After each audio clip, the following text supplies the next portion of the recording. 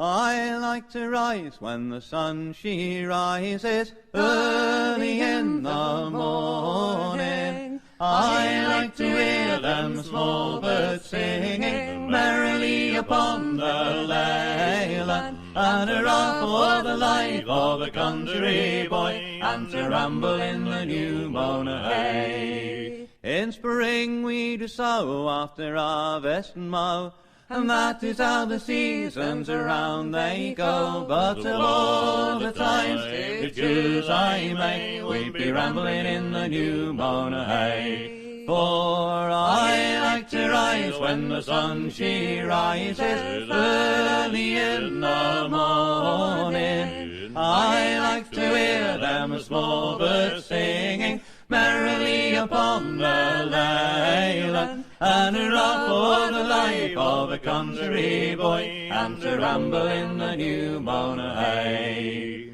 In a winter when the skies are grey, well we hedge and we ditch our times away, but in the summer when the sun shines gay, we'll be rambling in the new mown hay. For I like to rise when the sun she rises early in the morning. I like to hear them small birds singing merrily upon the leyland, and hurrah for the life of a country boy, and to ramble in the new mown hay. For I like to rise when the sun she rises early in the morning. I like to hear them small birds singing merry on the leyland, and hurrah for the life of a country boy, and to ramble in the new mown hay. Hello, my friends. I sure do love that song. It's a good old classic English folk song, glorifying the country life, giving us imagery of walking around in the new mown hay. What could be better?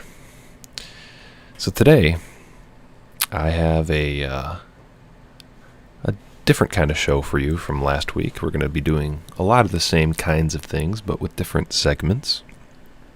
To start this week, I'm going to give you what I consider to be a pretty reasonable, logical argument that can help give you an idea if you're having a conversation with people about conspiracy theories and the you-know-who's who rule behind the scenes. If you're having a conversation with a normie that believes in things like democracy, these fantasy ideas that we're all meant to believe in, that we're all taught from a very young age to believe, I'm going to give you a logical argument, a conceptual argument based on what I think are common knowledge premises that can give someone a different perspective on the issue. It can get them to start thinking about, maybe we don't live in a democracy. Who are these people that really rule over us and define these norms? So that's the first thing that I'm going to get into, is this logical deduction. The second thing is, of course, I will be giving some channel recommendations, and we'll watch a quick video from one of the recommended channels. And, throughout the mix, we're going to be throwing in folk songs for us to... Someone's saying 2 more inches away from the mic. Okay, here. Sorry.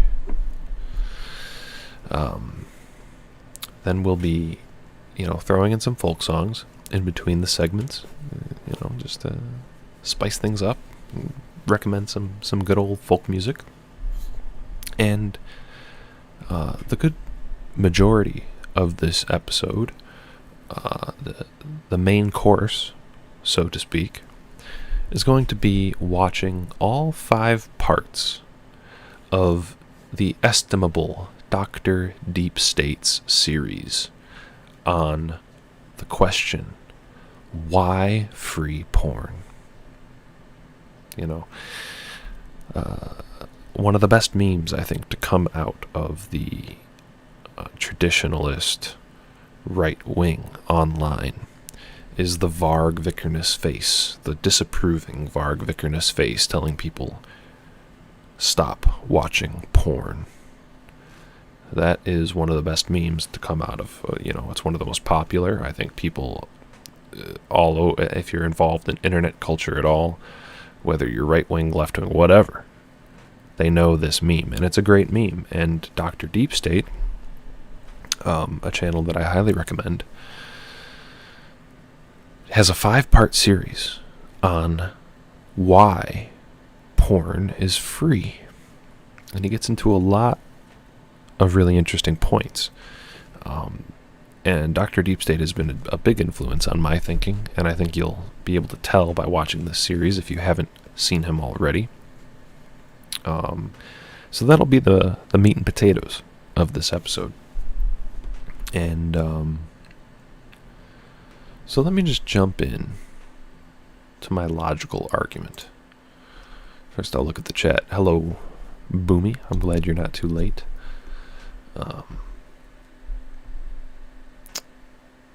Gene Brass says Apollonian ASMR. I'm trying to speak quietly once again because this is past my daughter's bedtime, and I'm not right next to her room, but I know my voice can be pretty loud and can carry throughout the house, so I'm trying to keep my voice down. Meow Purr says, I just found a channel called What If Atheist, maybe? I don't know. I have only watched one video, but the topics on the channel are really interesting and original, but it does have 300,000 subs. Yeah, big channels like that, if they really are based in red-pilled, they probably wouldn't be allowed to exist on YouTube. Anyway, let's look at this logical argument that I concocted for this episode.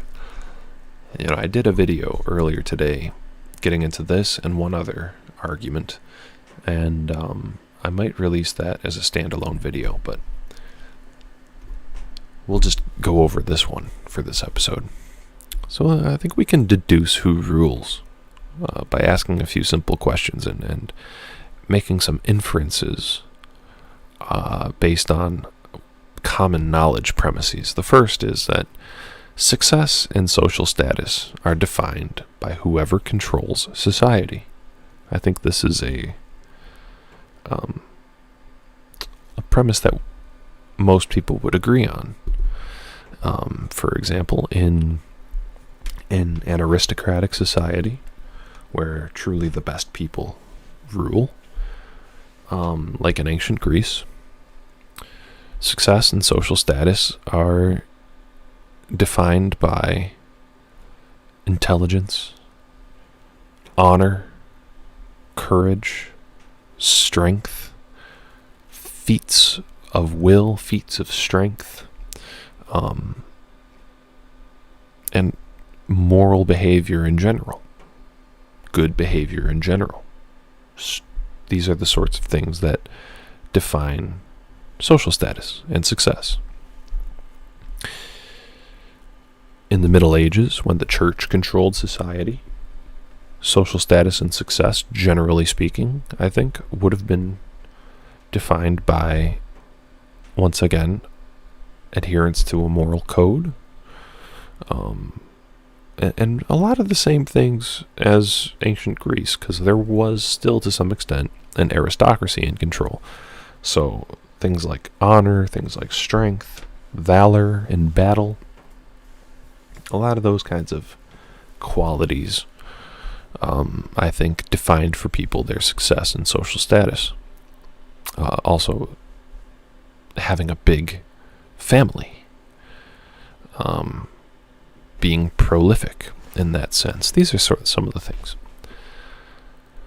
However, in our society, this is getting into point number 2, success and social status in our society are determined by wealth and financial status. Of course, there are people out there who have better moral instincts, people who still have a moral code that is not determined by wealth and financial status. But generally speaking, even those people can pick up through the media, through books, through film, through television, that regardless of their opinions on morality, the people who really control things are the ultra wealthy. This is something that I think is implicitly and silently understood by most people. That it's the ultra wealthy. Anyone can be bought and paid for, and it's the people who have the most amount of money. Those people have the most amount of power. So that leads us to number 3. Wealth is an amoral pursuit. Wealth is a quality that is not defined by following any kind of strict moral code. It is, by definition, an amoral pursuit. And it is common knowledge that whoever is willing to be manipulative, cutthroat, and use any means necessary will become wealthier than somebody who is bound by strict morals. Once again, going back to what I just said, of course there are people out there who want to stay moral and still achieve some degree of success. But even those people would admit that the people who aren't bound by the rules of a moral code, those people will become wealthier. They have more options. They have more ability, more options at their disposal. Therefore, whoever controls our society is an individual or a group of individuals that is ultra wealthy and psychopathic. I think this is something that you can argue to anybody and they would get it.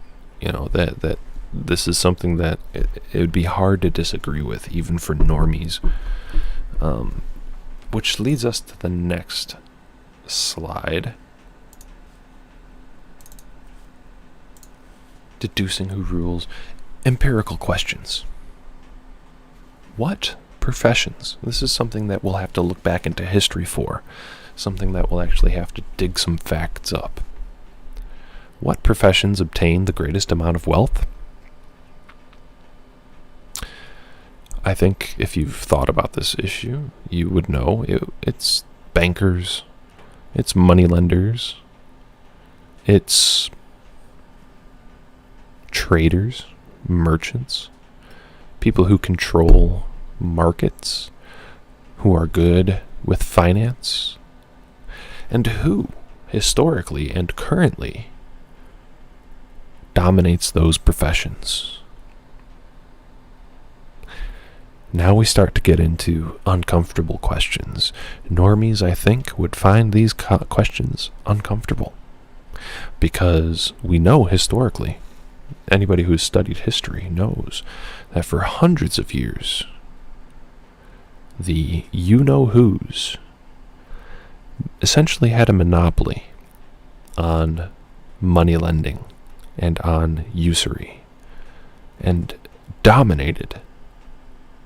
absolutely dominated banking and international trade. So that's just, I think, one interesting little logical argument that you can get somebody to start thinking about. Because if we put these two conclusions together, the empirical question of who works these professions, which gain the greatest amount of wealth, and we understand that it is the most wealthy and ruthless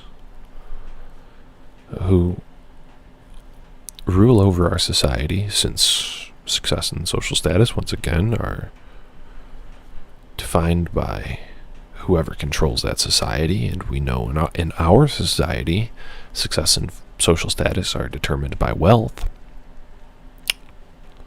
We can kind of broach the subject, so to speak.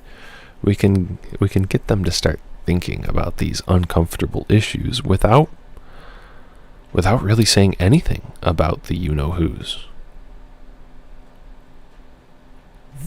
They can kind of be brought to that subject in this oblique way that they agree with all these different points, and then it comes to a point that seems glaringly obvious and inferred by all the previous points that they agreed with. It's a Socratic method, essentially, of getting them to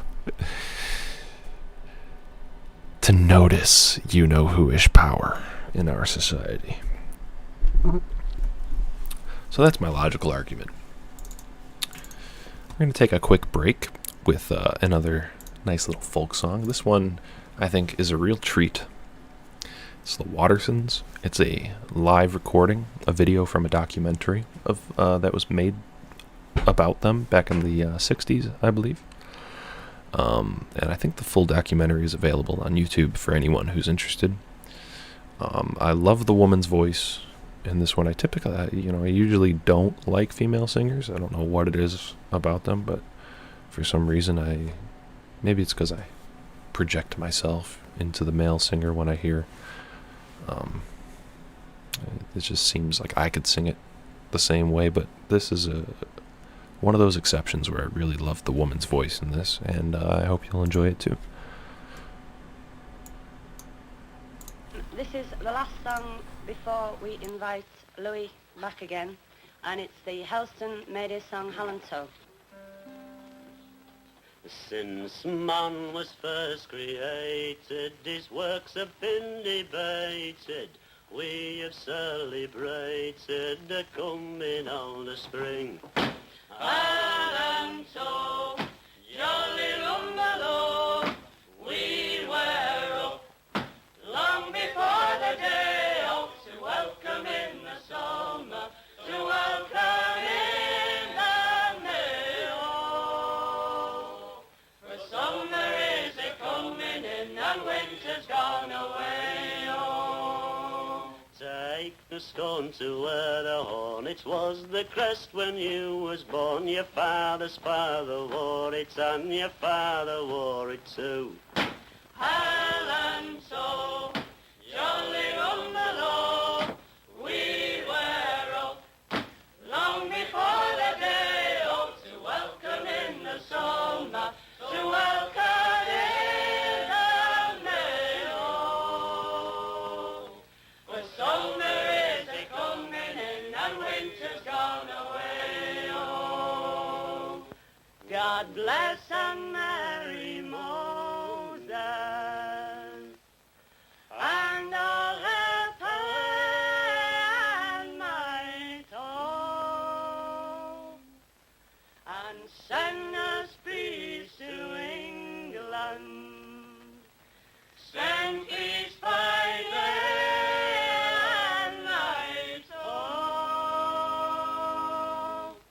Hallantoe, jolly rumbaloo, we were up long before the day out to welcome in the summer, to welcome in the May-o. The summer is a-coming in and winter's gone away-o.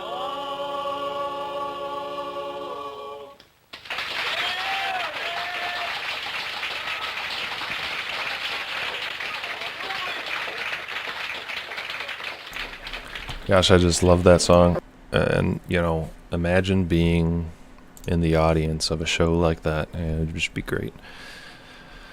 The kind of music that, this woman who I said I love her voice, she's not a looker, These are the kind of performers that are not like modern.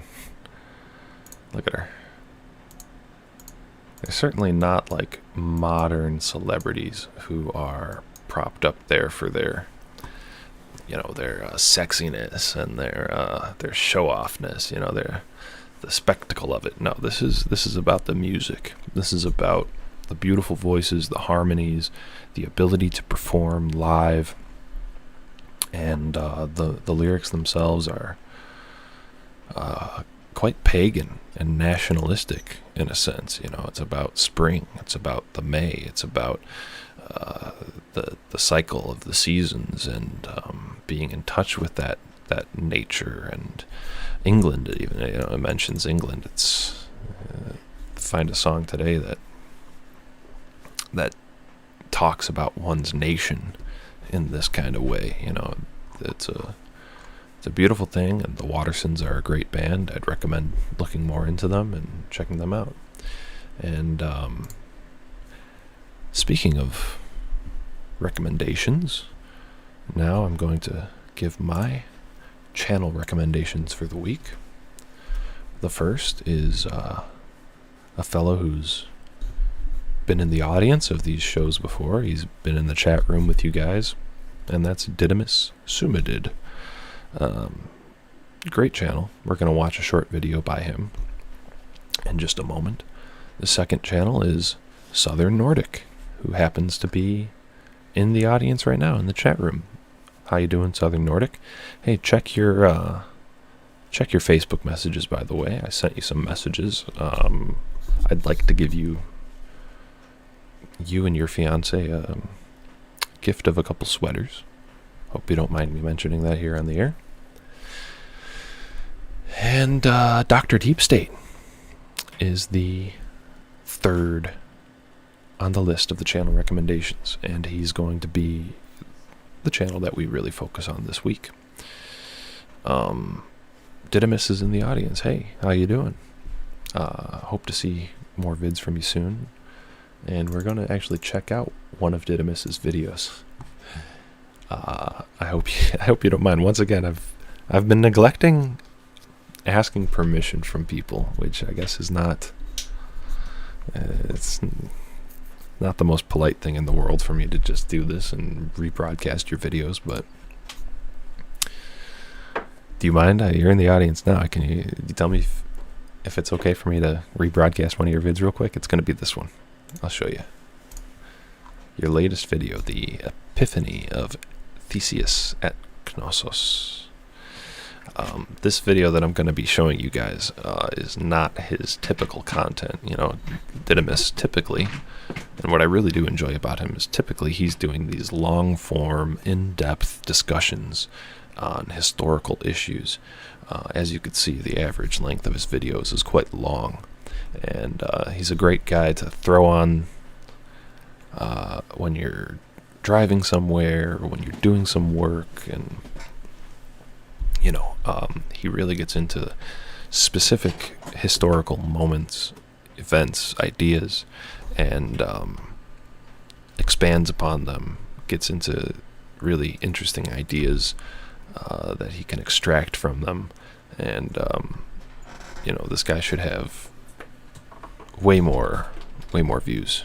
He's done a lot of great work, and as you can see, his catalog is quite vast. So Didymus, thank you for the permission.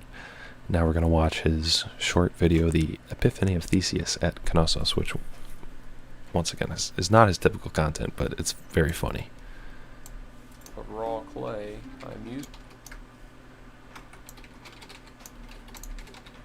I remember one lord I dined with, taking us to see his potter's workshop and the latest work. There was a great deal of talking which I could not follow, for they had many more words than we. So, finding a lump of raw clay, I amused myself for a moment by pinching out of it a little bowl, such as children make at home when they play in mud, but not so good since I had lost the knack of it. Just as I was about to roll it up again, there was crying and twittering, my host and his friends holding back my hand and crying out that it must be fired. "How fresh," they said, "how pure," or some such word. How he's understood the clay. I felt affronted at being made so light of. Even though I might be from the mainland, still I was a guest. I answered, "Clay I do not understand. I was not born in a craftsman's house. But bulls I understand, and that is no bull. At home, just as here, a gentleman knows the look of good work, though he cannot do it. We are not so backward as you suppose." At this they begged me not to be offended, swearing that they had spoken in earnest, and that I had done what their very newest craftsmen were winning praise for. To prove it, they led me to a shelf, covered with such wretched, botched things as you will see at home, far up in the back hills, offered at a little shrine of no reputation, the work of some ham-fisted peasant who never saw inside a workshop, but can sell them for a handful of olives or of barley, because the place has no one better. You see, they said, how we learn strength from the early forms. I said I saw they had not mocked me and was sorry. Then I could think of no more to say. Presently, seeing me stand in thought, a woman touched my arm. "What is it, Theseus? Are you angry still? Or is it thinking of the bulls that makes you look so grim?" I laughed and said what such ladies wish to hear. But the thought in my mind had been, if I had my companions here and a few thousand warriors, I could sweep Crete from end to end. These people are in a second childhood, fruit for the plucking, finished, played out.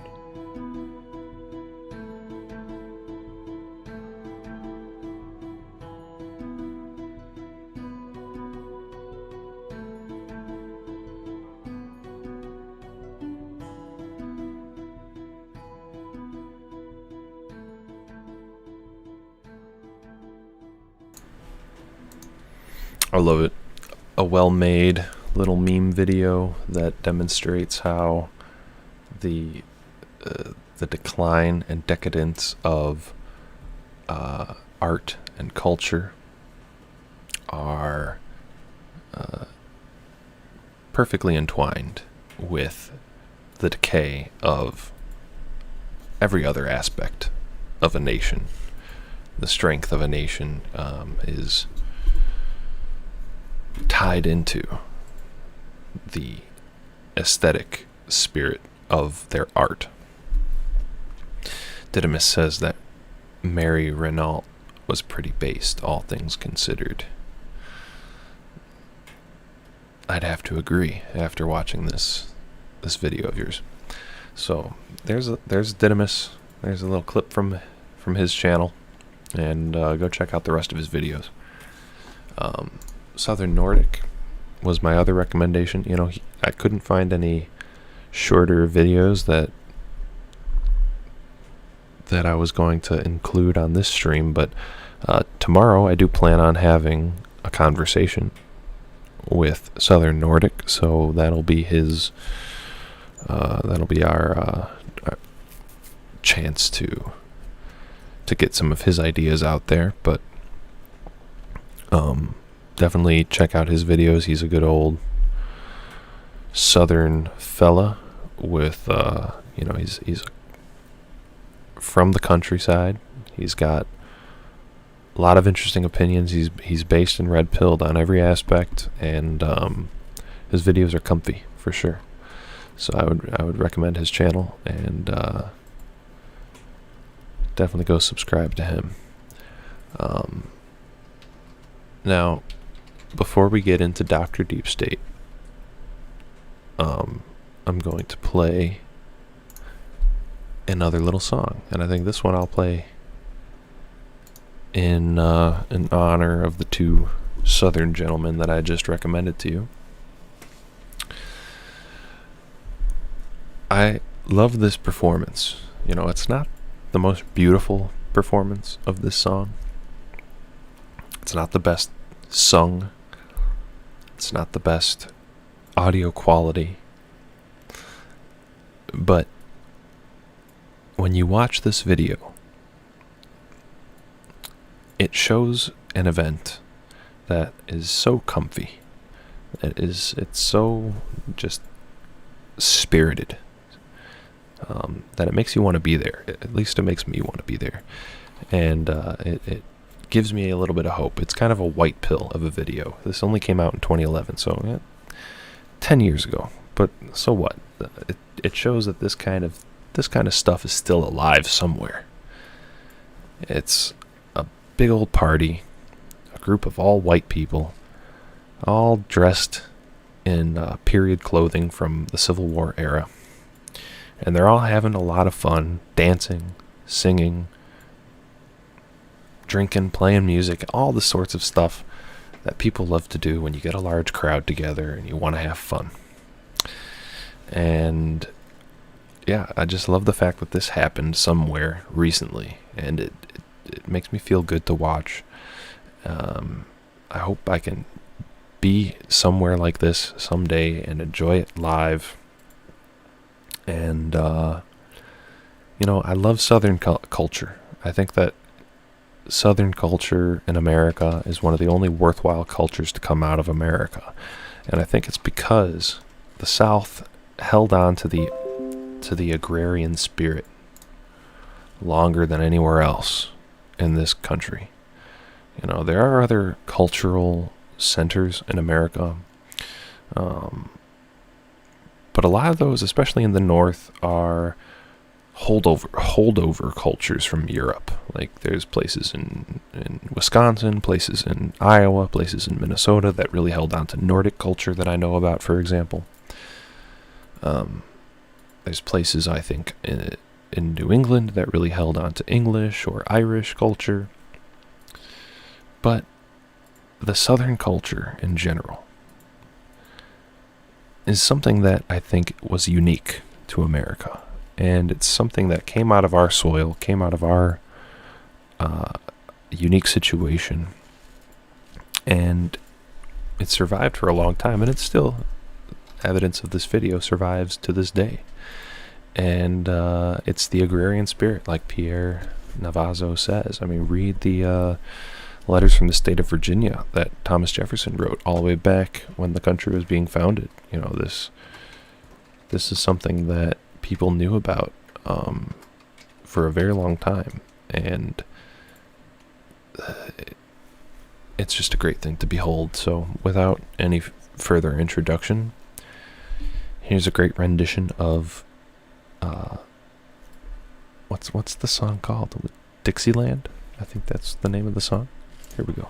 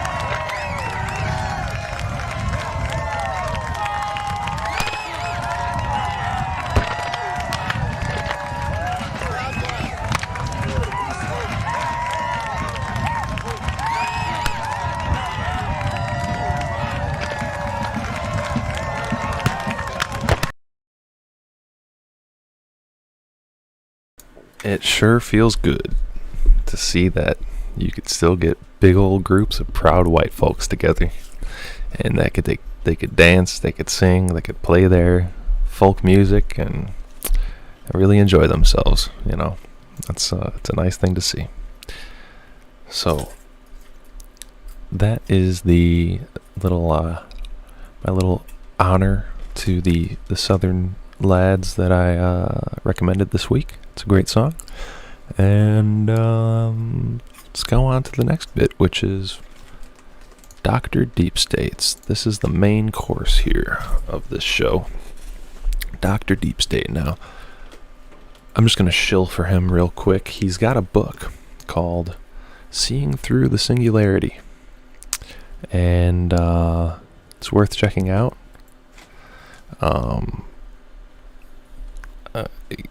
He gets into some things in this book that I don't completely agree with. He does have, in some respects, a Christian mindset, but the work that he's done is invaluable. The work that he's done exposing the deep state, exposing the way that their control mechanisms work, and his whole sort of outlook, his whole way of understanding the situation that we're in is, to me, completely invaluable.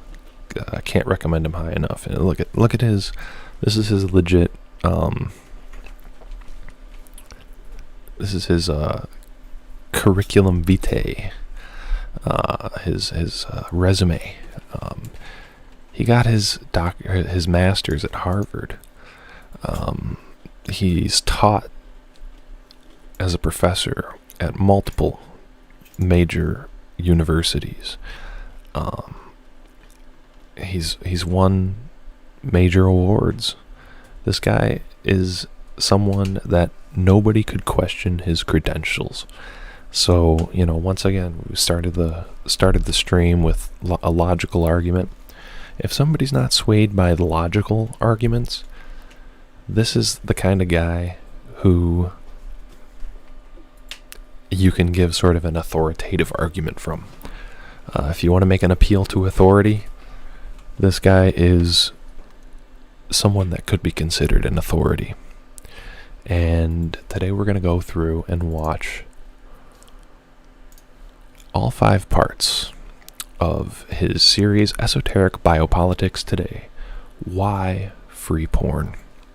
And by the way, 3 years ago he made a video with me in the title, because I was one of the first channels to shout him out way back in the day, and I'm kind of proud of that. I found him pretty early on when his videos only had like 50 views.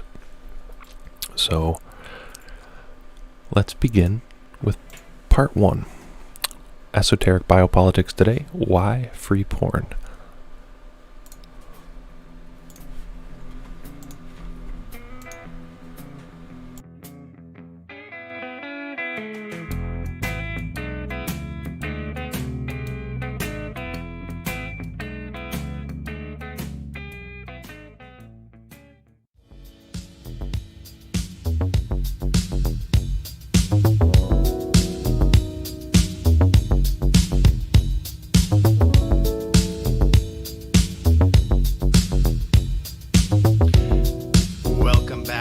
Dr. Deep State, Esoteric Biopolitics Today, so that we can understand what's going on in the world today and how we fit into what's going on, the craziness all around us. And so we created Esoteric Biopolitics to do this. And we're going to go through that a little bit today in answering the question, what's with all the free porn? And again, what I'm trying to do here, I'm going to come up with some answers that are different from what you're going to get in a political science classroom, although I'm using the tools of political science and the tools of the university. So I challenge you, if you go to one of your professors, perhaps in economics or religion, and ask him, what's the deal with all the free porn? It doesn't really seem to fit in with a business model. Professor, why? And we see so many things around us today that are just crazy.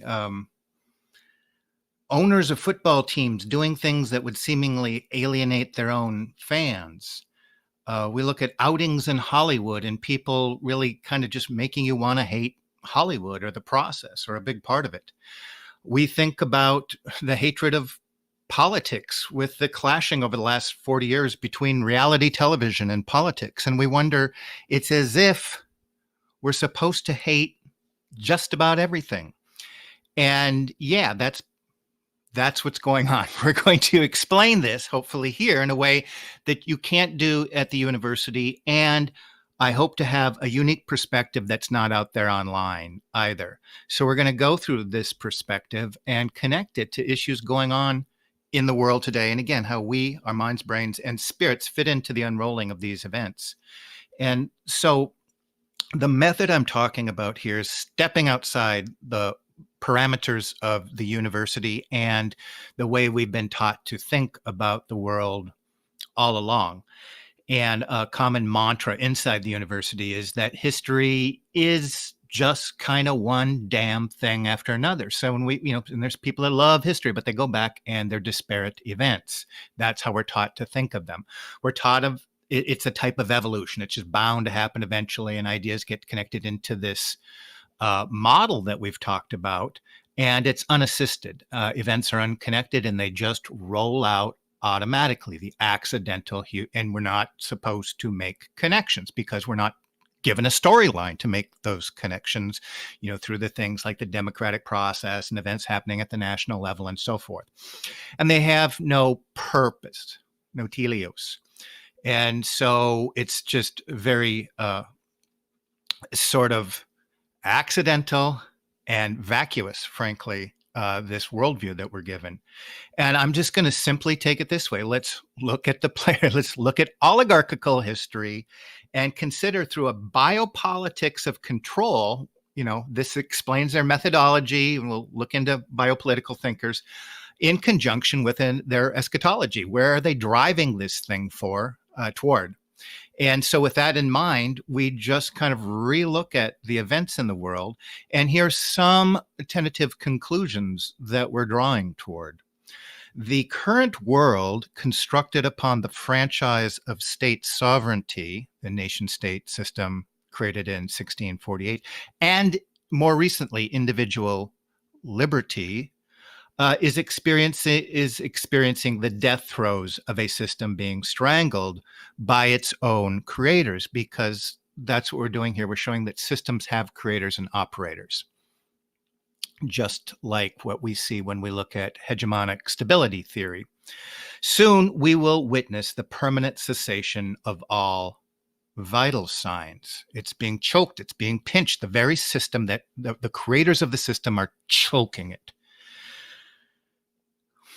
Soon we will witness the permanent cessation of all vital signs. From the ashes will come a new order. Thousands of years in the making. And this new world order will be, we're going to argue now, universal. This is what's rolling out, a universal order. It will be theistic. It will be collectivist. And it will be based upon biology, and in particular, one's genetic coding. And it's also, in part of this great project, it's based upon old world notions of hereditary privilege that have always been present.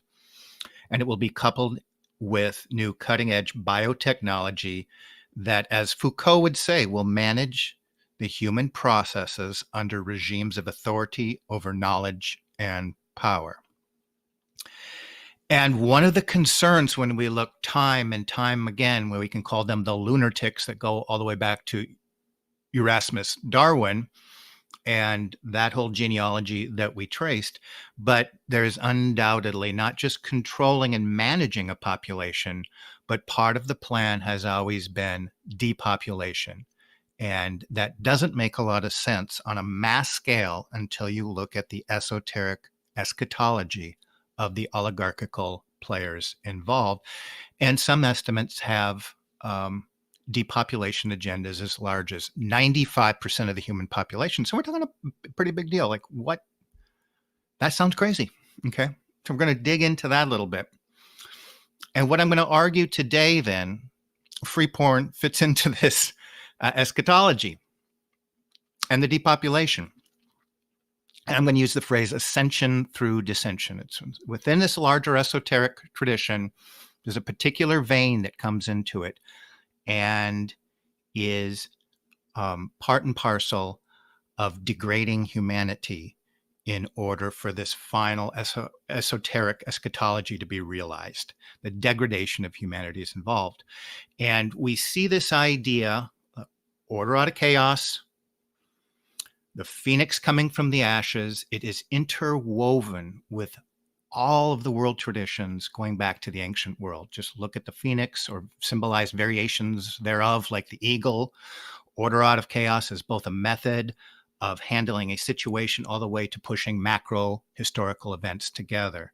So I'm going to look at one component of that idea, which is redemption through sin, and have it help explain for us so many of the curiosities going on in the world today.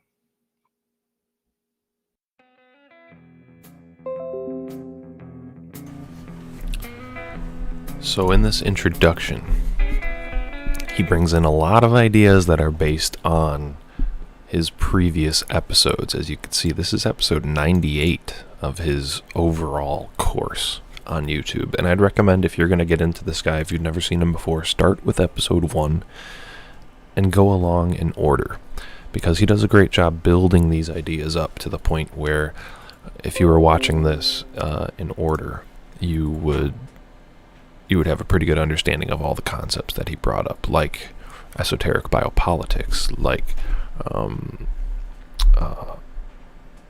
the oligarchy and who they are, and let's see, the idea of accidental history, which everyone's taught in history classes these days. The Sabbatean Frankist mindset, as Didymus mentions here in the chat room. So, yeah, and then this ties in back to one of the ideas that I brought up in my logical deduction at the start of the stream, which is wealth is obtained through amoral means. And if there are people out there who want to control society and who control society through economic means, then along with that methodology of control, we can imagine that just about every other psychological manipulation conceivable could be used in their toolkit of gaining this control. And what Dr. Deep State talks about in this video, what he introduces, is the idea that degrading people, degrading a society, is one way to gain more control over them. Because when you degrade people, when you weaken them, they're easier to control, of course. A strong person is a lot harder to control, and a strong culture, a strong nation, a society is harder to control. So one of the ways in which these people establish control and increase in power is not by just increasing their own power, but by decreasing your power, by weakening those who they rule over. And the way you weaken people is by destroying, undermining, subverting any of the values, any of the standards, the norms, the cultural expectations, the moral codes of a people, of a nation that give them strength. Strength comes from these sorts of things, and these are the sorts of things that they undermine systematically. If we consider this just once again on a logical level, if there are people out there who want to control the world, and they're willing to employ any means necessary, of course they would do something like demoralize and weaken the targets, the people that they want to control. And what he's going to get into here is that free porn is one of the ways that they do it. So let's go to the part 2.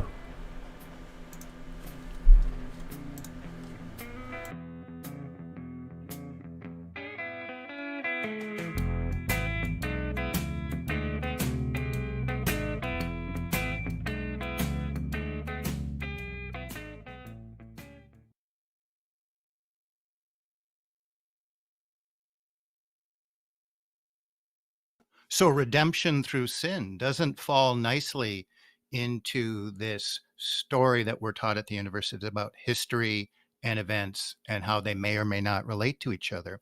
Here are some of the authors that I'm going to be drawing upon when I consider the idea of redemption through sin as a doctrine and how it's affecting the world today and even our own bodies, minds, and spirits. At an oligarchical history in relation to biopolitics of control in conjunction with esoteric eschatology. So let's look again at Michael Foucault.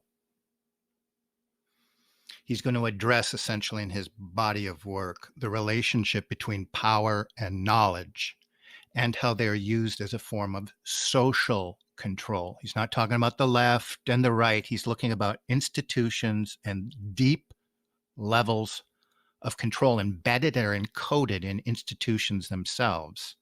So biopower for Foucault is managing humans, entire populations through institutions and their discipline. And embedded in that idea when he says discipline is what we would call mind control. Okay. So he's an actual philosopher of note in the late 20th century who's going to look precisely at this issue that we're trying to suss out, what's going on in the world today. So in short, he's examining the actual strategies and mechanisms that control human life, entire populations under regimes of authority, regimes that control the knowledge base, school, media, etc.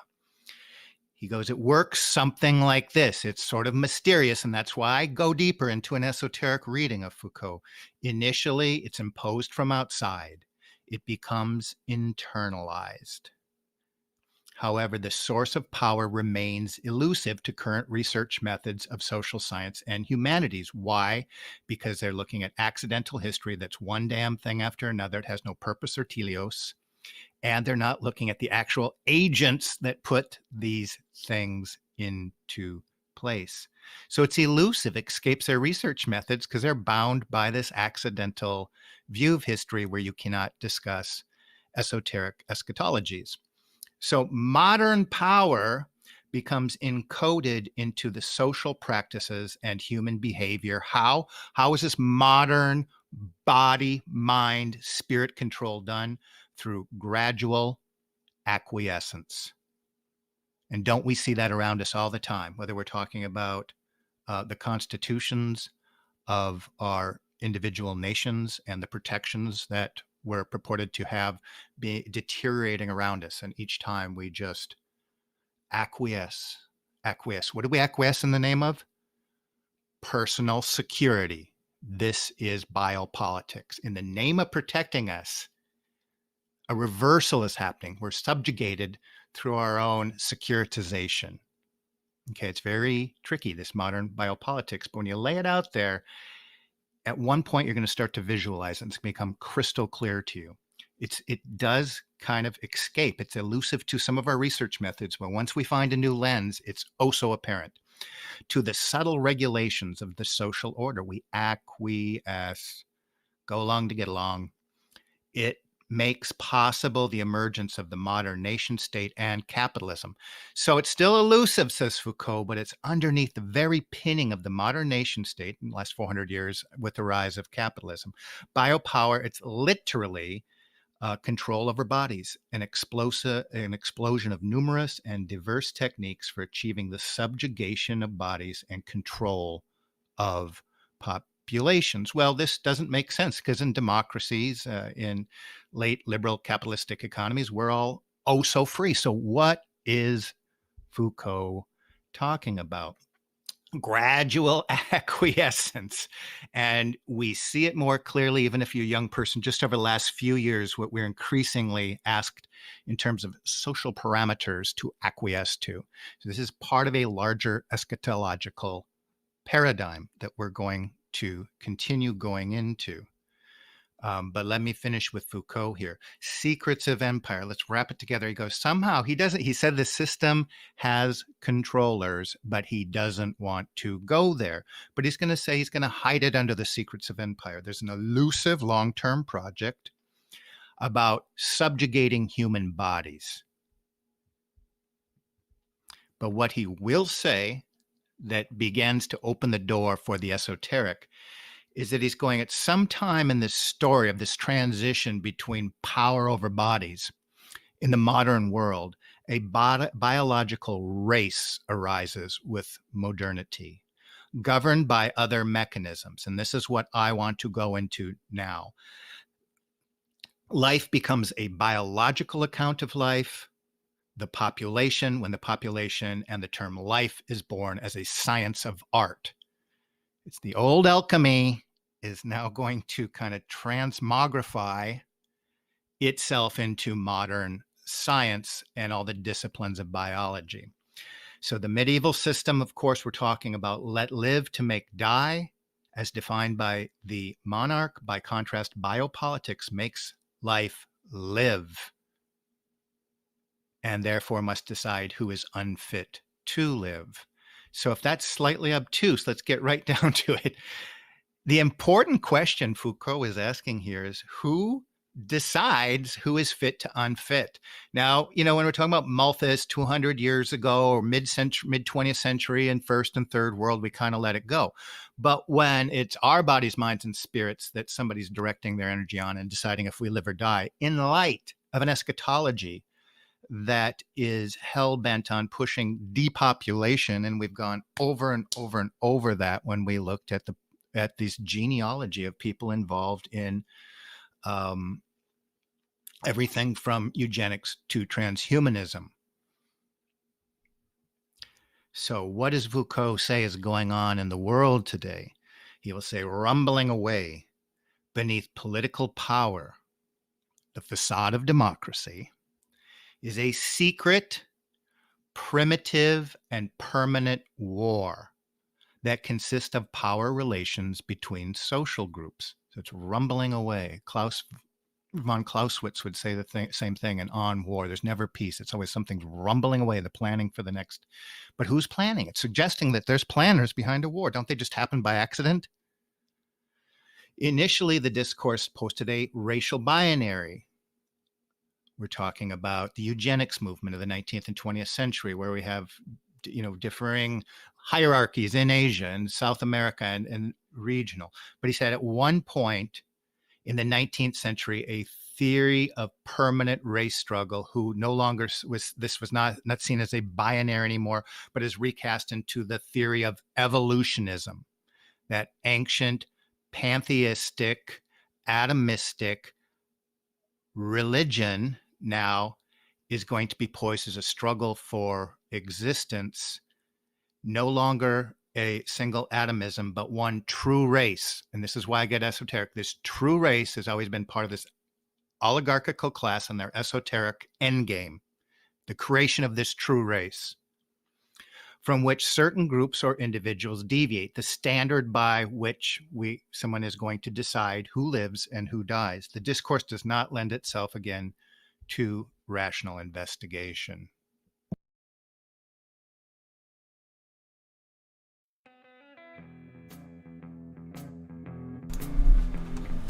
So there you have part 2 of Why Free Porn. Once again, a lot of, I think, important ideas that he's brought up, that he's bringing into the picture for anyone watching. And, you know, people have mentioned Foucault. Yeah, it is kind of ironic that he's using Foucault, who is a, you know, absolutely peak degenerate, to explain the idea that degeneracy and weakness are used as tools by the ruling class to control people.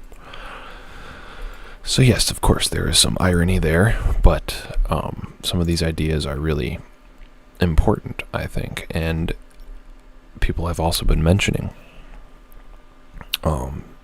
Didymus is saying that his battery's dying. I'm sorry if you have to go, Didymus. Thanks for coming, though. Maybe find some way to charge the battery and come back.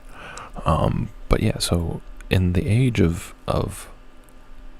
the virus, the pandemic, this kind of idea that the elites use esoteric biopolitics to control people and to literally have power over bodies.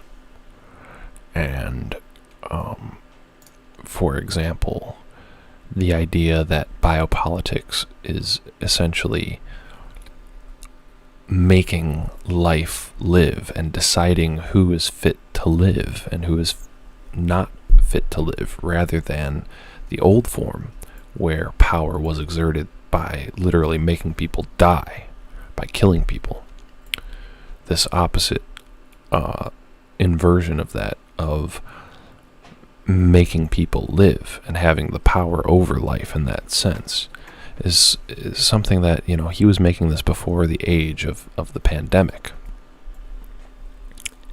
But now that we are in this pandemic era, where in order to live a normal life in society, you have to give the state power over your body, literally to take these injections, where they have the power to intrude on your biological form, literally, and some would argue alter your genetic code, hypothetically speaking, through these injections. This is really, I think, the most clear example of how this works today. You know, there are some countries now where to even go to the grocery store, to go to a mechanic, to fix your car, to go to any kind of public event, to go into any public institution, you have to give the state, the rulers, power over your very body. You have to take their injections. You have to wear their masks. You have to present a visible stamp on your body that shows your acquiescence to their control over your body. So, very important ideas, I think, that he's bringing up. I'm going to take a quick break here and play another nice little folk song for you fellas. And then we'll get back to the question of why free porn.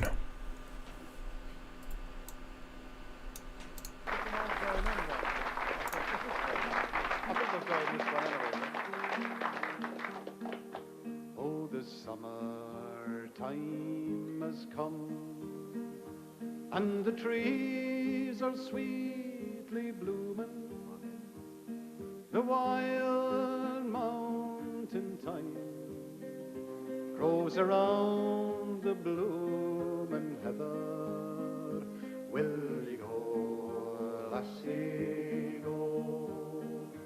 And we'll all go together to full wild mountain thyme, all around the blooming heather. Will you go, lassie, go? I will build my love a bower by yon cool crystal fountain. Around it I will pile all the flowers of the mountain. Will you go, lassie, go? And we'll all go together to full wild mountain thyme, all around the blooming heather. Will you go, lassie, go? I will range through the wilds and the deep glens dreary, and return with the spoils to the bower, oh my dearie. Will you go, lassie, go? You know, and we'll all go together to blow wild mountain thyme, all around the blooming heather. Will you go, lassie, go? If my true love, she won't come, then I'll surely find another to pull wild mountain thyme, all around the blooming heather. Will you go, lassie, go? On your own. And we'll all go together in the wild mountain thyme, all around the blooming heather. Once more. Will you go, lassie, go? And we'll all go together to the wild mountain thyme, all around the blooming heather. Will you go, lassie, go? Ah, fantastic.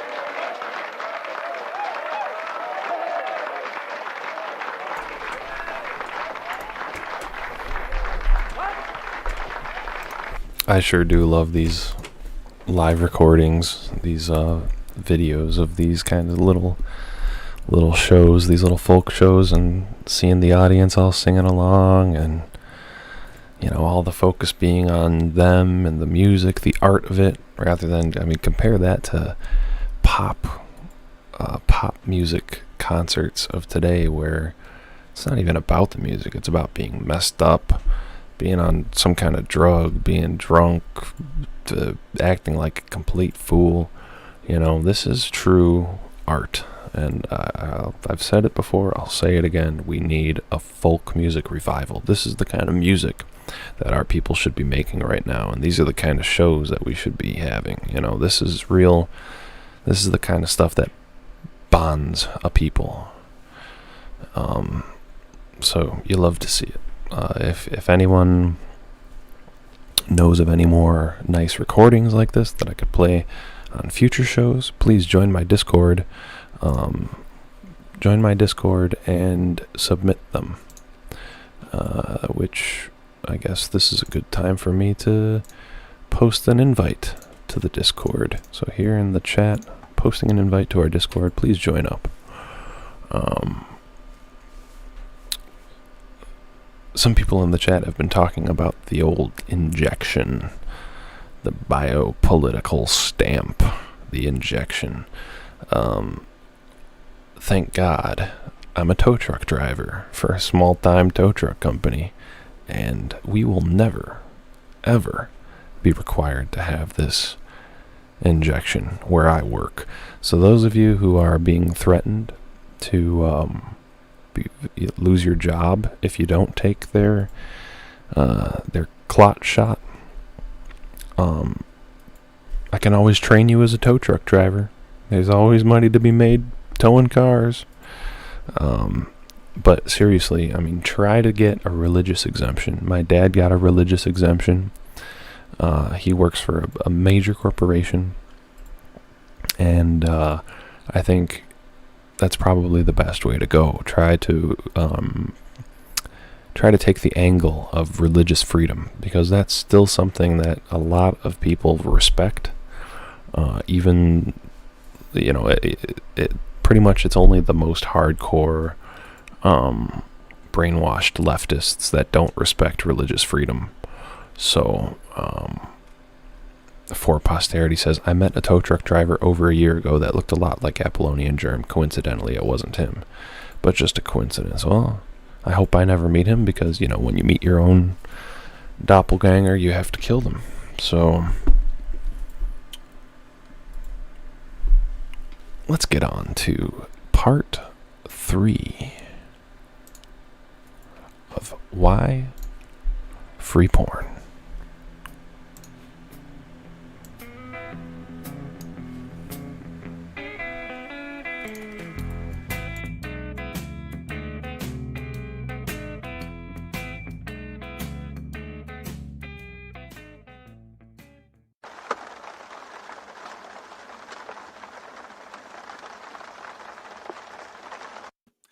So I want to talk briefly about something you may or may not have ever run into before. It's called Sabbatean Frankism. And it begins with the story of Sabbatai Zevi. And the year that gets focused upon in this tale is 1666. A few sixes in that year, isn't there?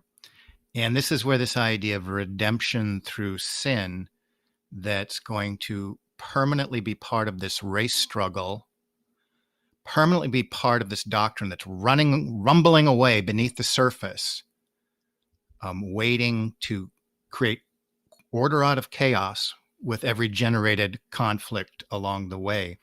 And I'm going to call this a moment where there's an alchemical fusion between these Sabbatean Frankists into the Venetian black nobility, and that will be both physical and spiritual in nature.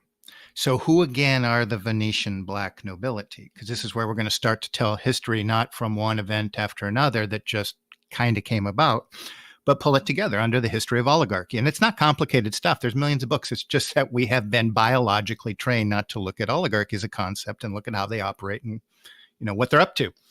So the old line ruling families who believe that they have the right to rule the world were descended. There is an actual bloodline from ancient Rome, or the so-called Holy Roman Empires.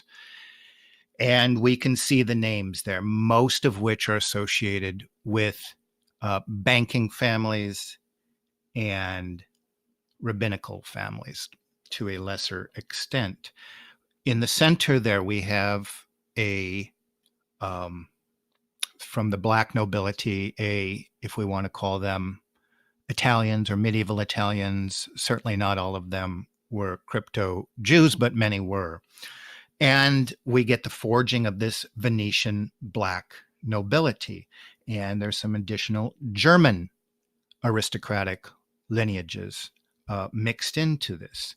And we can see, like, underpinning this so many times, order out of chaos, the phoenix, and of course, symbols of the Holy Roman Empire.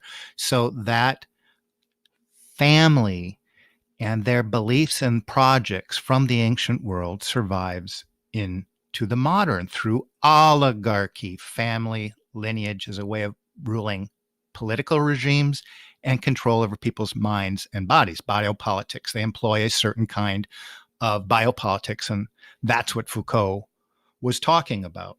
The essence of oligarchies or oligarchism is the empire. The one empire project is always driven by this core of oligarchical families that will reunite into a single line at the end of the ancient world, forge the Venetian black nobility, and will become the dominant and, in short order, only operative oligarchy on the planet.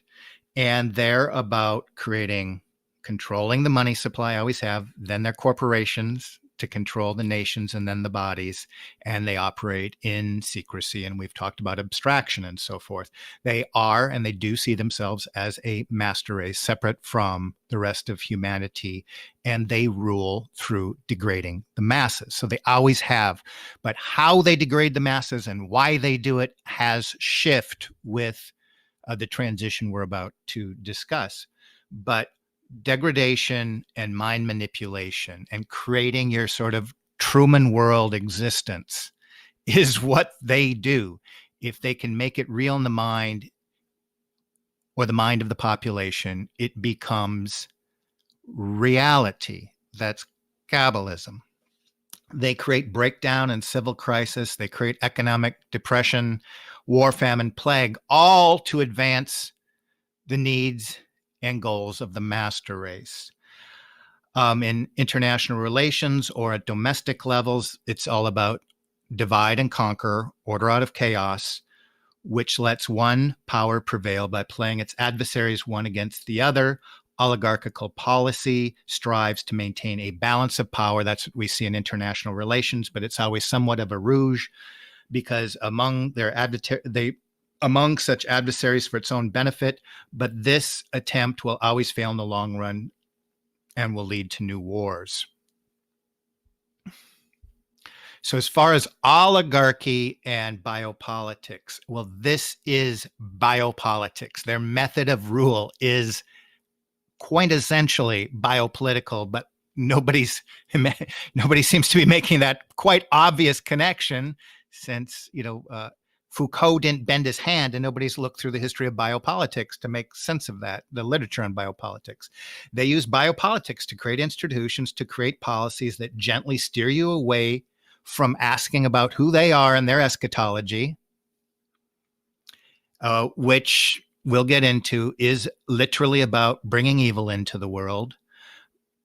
And they steer you away from those questions about them, instead make you question the existence of God and any host of policy options that they deem will maximize the degradation of man. And of course, the hidden agenda then is to weaken all other political forces except their own.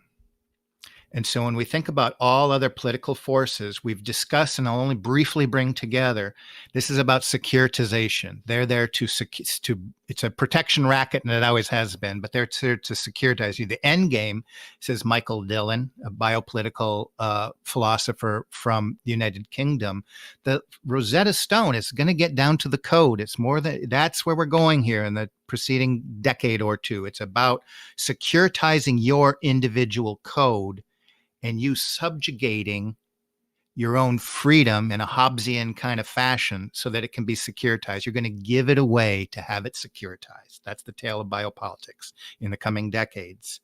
So, but we can kind of ask then, well, who's making this decision? If I'm one of the guys that's going to be included in your massive depopulation apocalyptic agenda, where am I falling?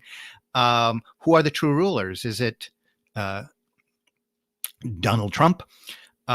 That's what Foucault is getting at, the real controllers that create this system. Well, if we go back to the system, the reason we're asking the question is the real sovereign are the people that get to decide who our friends and enemies are, who get to tell us the tale of who our friends and enemies are, who really controls the information. And it's not the actors inside of the democracy. It is the oligarchs that operate those democratic operators.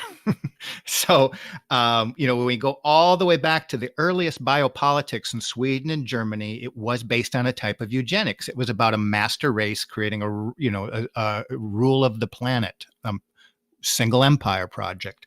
Now, at that time, it looked like it was going to have more of an Anglo-American face, but the strains in the alchemical process of the actors within the oligarch changes. It is subject to its evolution. It prides itself on a dog eat dog philosophy for whatever DNA is going to enter into their code line.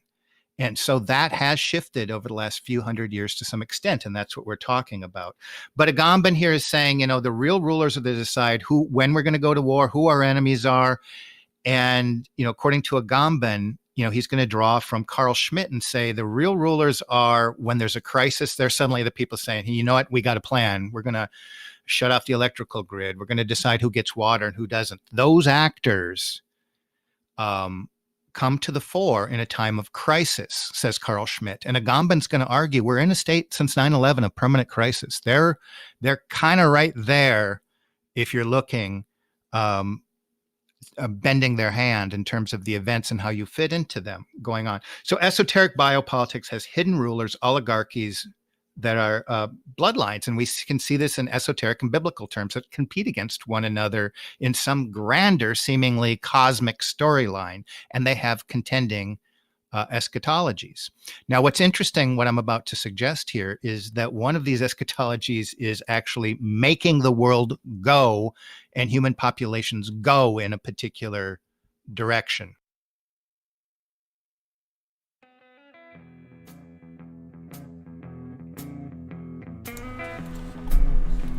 Another great installment of Why Free Porn. Some comments I'd like to make now are, his introduction here of the oligarchic bloodlines. This is something that, obviously, if you've been watching my channel for long enough, something that I really like to get into, because it's an important aspect of unraveling who is really in charge of us, and to see historically what strategies have been employed by these people. Once you begin to understand that the oligarchy that rules over us is ancient, is a group of people that has a lineage going back into ancient times, you can then look into history with a new perspective and ask yourself what purpose some of the big wars and social movements and transformations of history, what these things had in terms of furthering the agenda, furthering the march toward this end times, this eschatology that they have in mind, and how it secured their power in the long run. So this slide right here is pretty interesting. As other people mentioned, there are people who have studied extensively different moments of this oligarchy, different points in history where one branch happens to have the hegemonic control, and it shifts to another branch over time. And people like, I think, Webster Tarpley get into the Venetian oligarchy. Other people get into like our current stage with the Rothschilds and the you-know-whos who have that particular branch that has come into ascendance.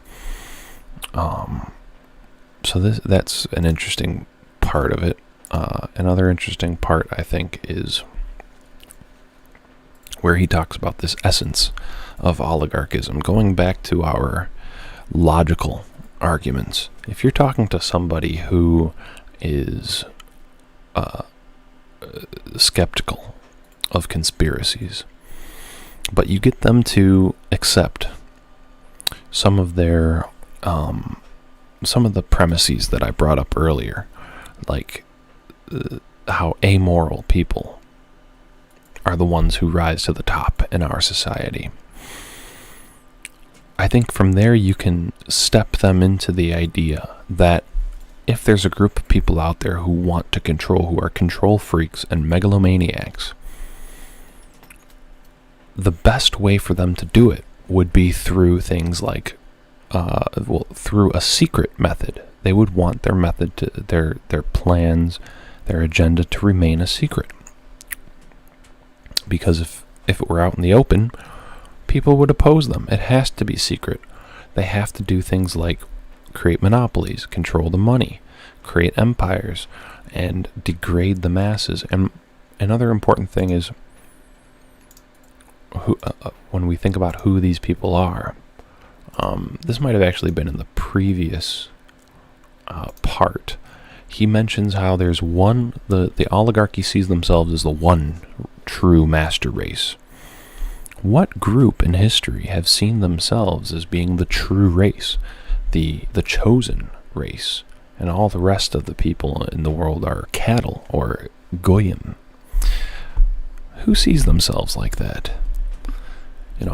Baby Customizer here in the chat asks, what is with their insatiable desire to subvert?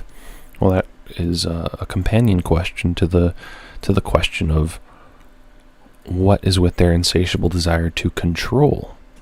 And the ultimate origin of that is, I think, beyond the scope of this conversation. But when we look into history and we see that this you-know-who-ish tribe saw themselves as being chosen by God, and saw their God as being universal, and saw their status in the world as being essentially the incarnation of divinity, we can see sort of where this megalomania comes from and what drives it. It is a religious drive. Didymus in the chat says they're a parasite. They do what they do. Indeed. Their entire means of existence, their way of life, and their the way in which that they survive, their survival strategy, evolutionarily speaking, is parasitical and based upon controlling, subverting, and having power over people. The most other nations in the world existed, and their survival strategy was based upon things like farming, things like agriculture, and fishing, and hunting, and gathering, and having cohesiveness within the nation. It was tied to nature. But this group, the group that we're ruled by now, did not survive based upon their strategic relationship with nature. It survived based on their strategic control and domination of people. That is the nature of finance and banking and trade and mercantilism. It's based upon their relationship to other people. And when you have a nation of this type, they're very different from other nations that survive based on their harmonious relationship with nature itself. Let's get on to part 4.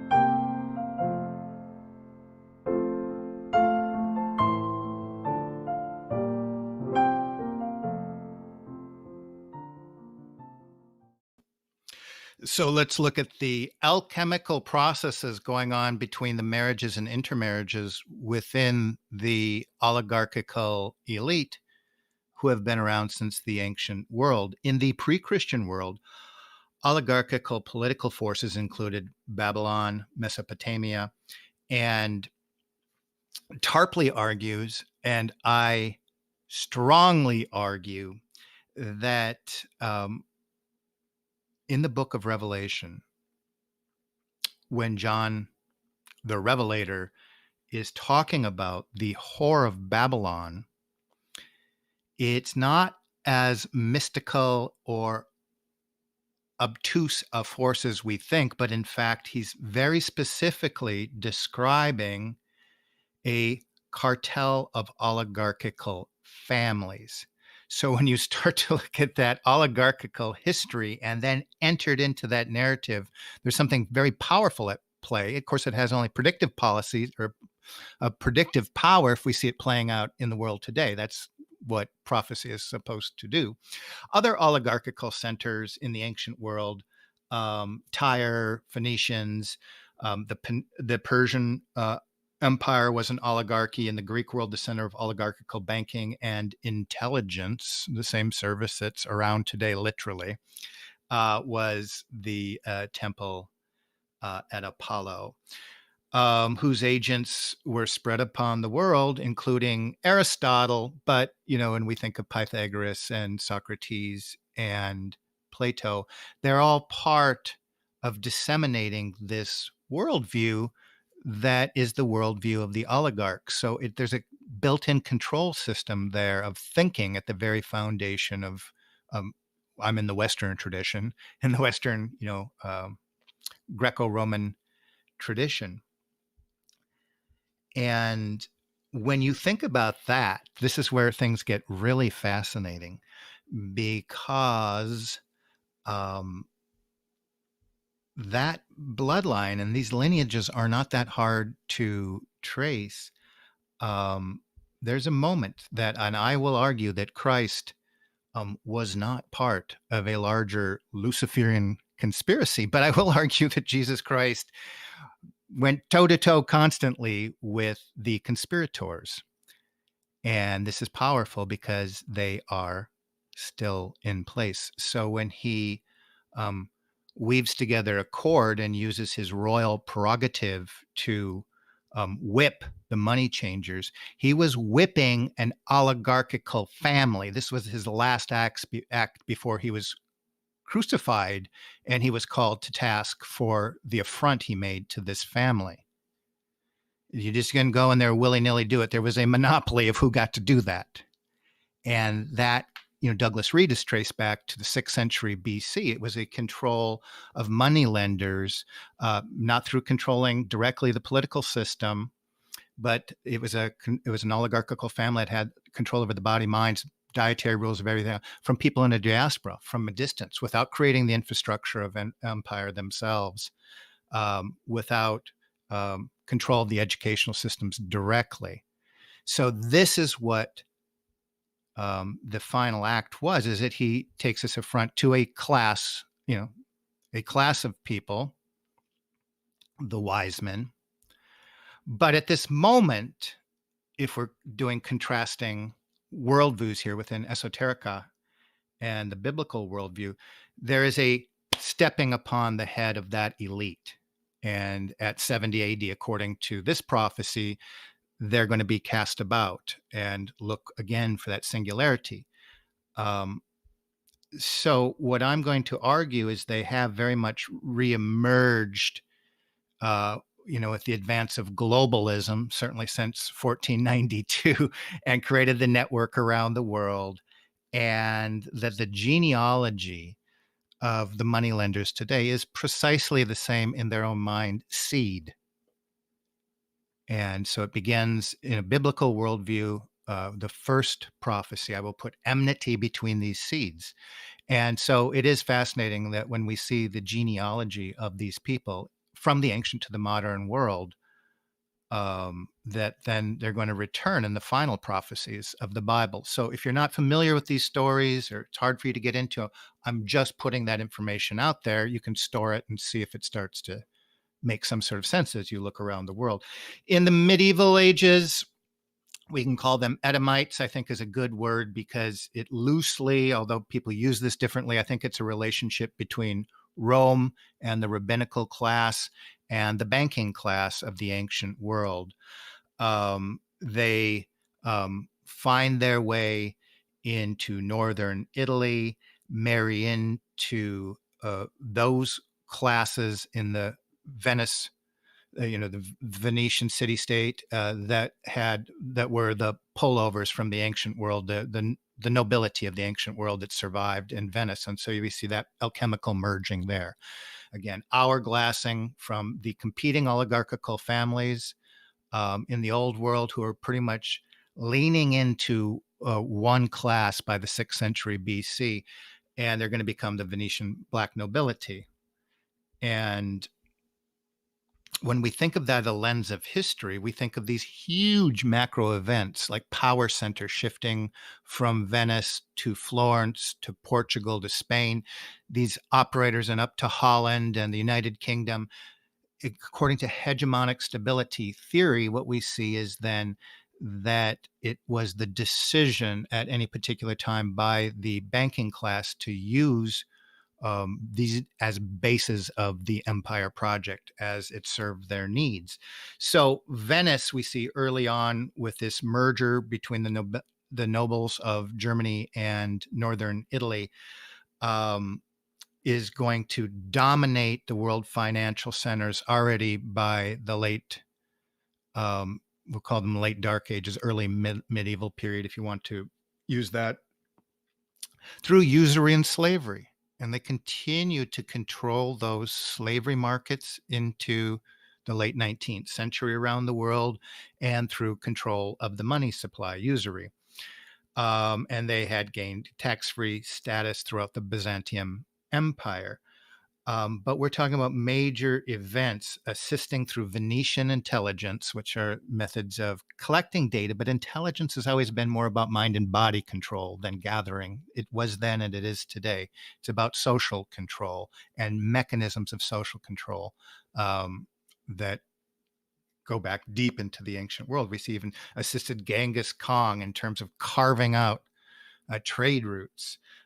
See, I'm very interested in the early nobility of the Middle Ages, taking control of the whole English island and bleeding it dry if they so chose.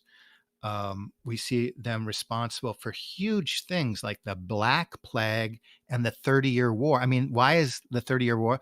Is it just another war they were profiting on? Yes, but this would create, by the time we get to 1648, that's the creation of the world system that we have, the nation state system that was set up as a corporate entity by them. And that was done through Venetian intelligence. So just huge ideas. And they would move on again, eventually form the Bank of Amsterdam. And that's where the bed of capitalism begins, with the trading system established out of there. And then that will migrate north. So these Venetians and this continuous alchemical brewing that's going on in terms of their genetic material is evolving in their own minds, but it's evolving through a type of assisted. The strongest, and the darkest players are going to become part of that composition of their family code. So we see at the same time, it's a long and complicated story, but the rise of usury. So the Venetian black nobility, with Christ, the church is going to say, you know what, these people wreaked havoc in the ancient world, and it was outlawed by the church. Usury was outlawed by the church, and since usury was outlawed all the way up until the Renaissance, there would be different intrigue around the papacy but it was really right there at the heart of creating the Reformation itself. So this oligarchical family is creating the nation state system. It's got deep penetrations into the very foundations of the Catholic Church, repeated infiltrations into the Vatican, all about allowing for usury. Because until usury becomes legal, it's very limited what a banking or parasitic class can do. It has to be allowed to exist. The church did not allow it to exist for over 1,000 years. So this is what most of the intrigue is about, allowing it to first seem unsinful, because the Bible is pretty clear that it's sinful. So in order for it to have power, it had to penetrate, and that's what the Venetian black nobility was famous for, finding your weak point and pursuing that. A house divided will fail. It rules through degradation of people. It wants you to fail. It will find your sin and sell it to you and enslave you for it. So that's how it worked. And there's a lot of intrigue, and I'm not going to go into all that, but certainly from everybody from Martin Luther to John Calvin. And we see at the foundations of so many standard denominations that there is always players within the black nobility either starting it or infusing themselves into all these new denominations. So that's a story within itself. But the story really begins with Sabbatai Zevi.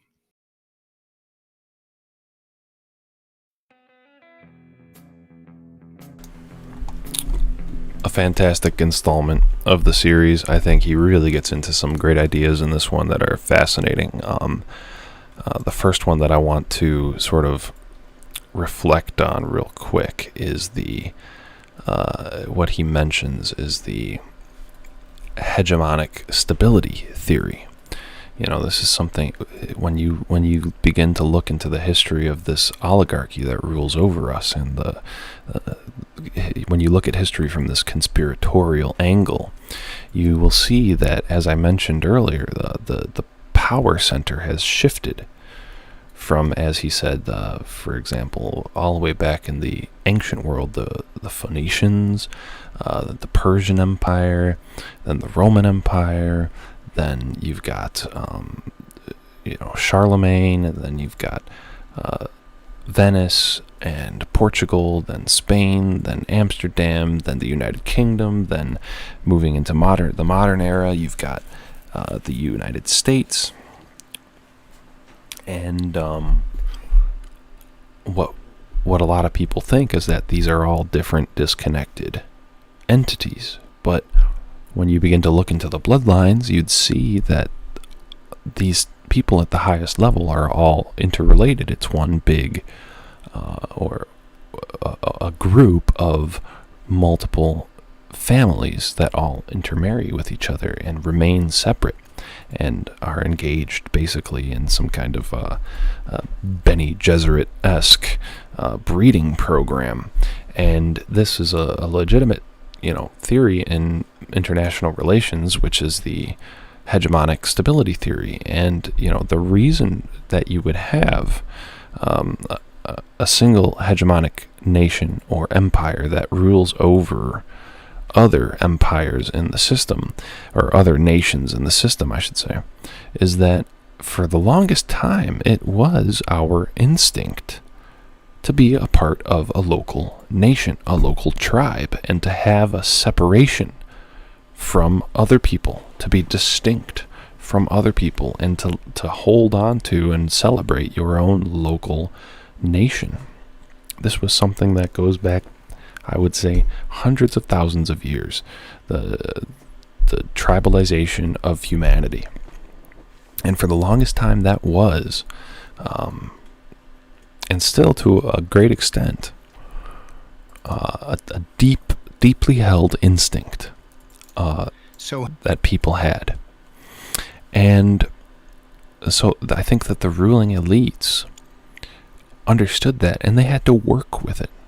And the best way to work with it is to have an international system that is controlled at the very top from behind the scenes by this single oligarchy. But visibly, what it looks like is you have one hegemon, one empire that controls the whole system but without completely subsuming them, without completely, in any obvious way, bringing them all under one political entity.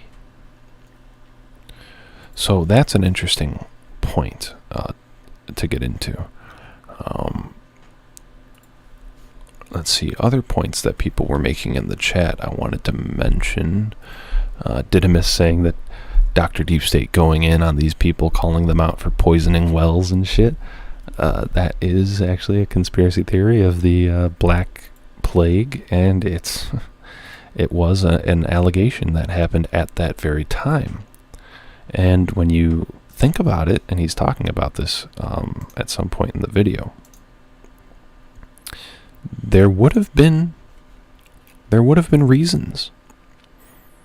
There would have been reasons to do something like initiate the Black Plague.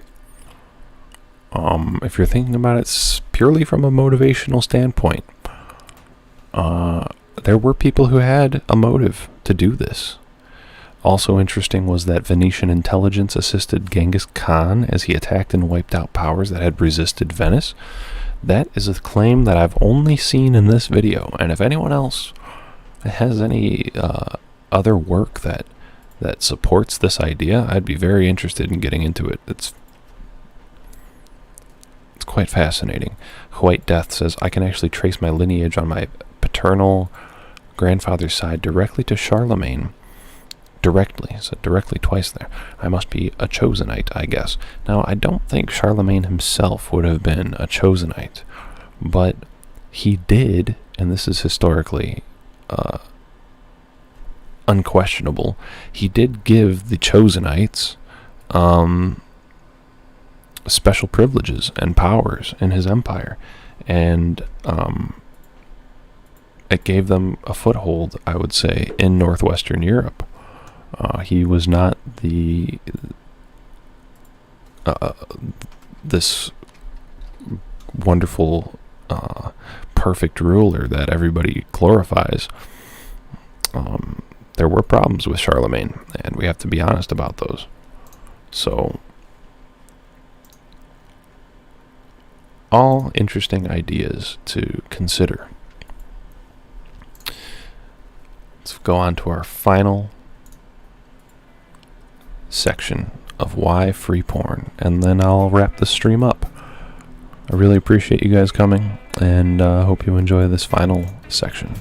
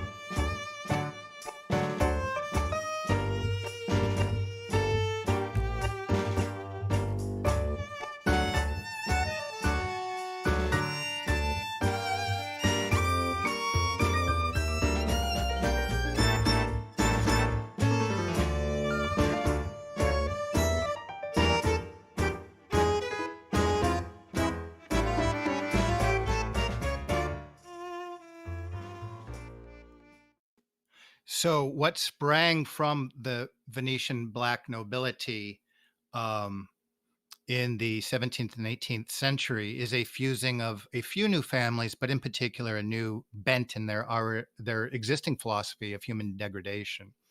And I'm going to begin briefly with the story of Sabbatai Zevi.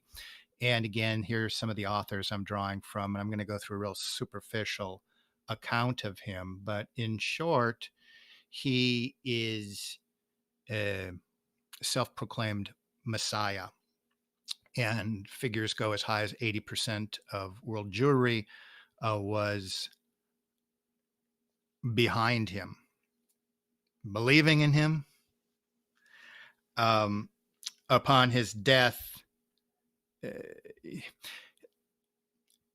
Sabbatai Zevi would end up marching into Turkey. He was held captive, given the choice of converting or dying. He converts. It sets the template up for this idea of being a crypto actor in this larger agenda. And the agenda would be forwarded also by Jacob Frank.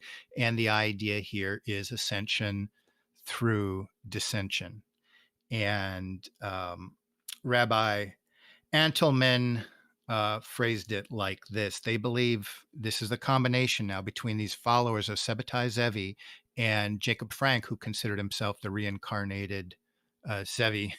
And together we get a cult, is what most of these doctors and rabbis are calling this. They believe sin is holy and should be practiced for its own sake. So before I go on, we've got two competing ideas. One is the traditional biblical worldview where God stands outside of creation and reveals himself through his prophets. This other worldview over here is that God is part of creation. It's atomism, it's Kabbalism, it's reductionism, it's pantheism. So God is part of everything. In the first model, God stands out. God is perfect. He is good. Evil exists when in relation to God's light. Okay. So the other view is there is no distinction between good and evil, yin and yang. And this is where they're getting at. God does not stand outside of creation. He is going to be alchemically formed by embracing the evil that makes God good. And I know that's slightly confusing, but according to the Talmud, says Antelman, the Messiah will come when the human population, we could sort of think about what Foucault might call the human population, either becomes righteous or totally corrupt. Totally corrupt. The Sabbateans opted for debauchery. Since we cannot all be saints, let us be sinners. So we're telling a story here that there's a religion in place, not the biblical tradition where God stands outside of creation, but one where people are their own gods and creating godhood. It's part of an assisted evolution of a project. And in order for it to be fulfilled, the phoenix out of the ashes, order out of chaos, we're going to get redemption through sin, through something all these authors identify exists in the Talmud and could easily be argued as the natural outcome of reading the Talmud. So we're talking about a religion that's involving itself in a grand initiation, a web, if you will, of debauchery in order for it to see its Messiah. And you can look at that list of, this is what happened. Okay. So we're not it's a messianic project. There's messianic characters.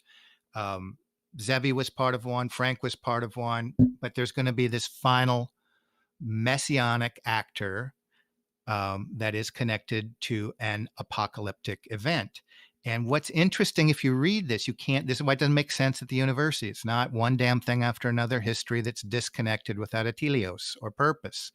This is people saying, you know what, we're going to manufacture events on the ground biopolitically to make the conditions right that people are optimally degraded to bring about a Messiah on the face of the earth. Of course, he's going to have a one world government and economic system in place, as many biblical and esoteric and Talmudic prophecies suggest.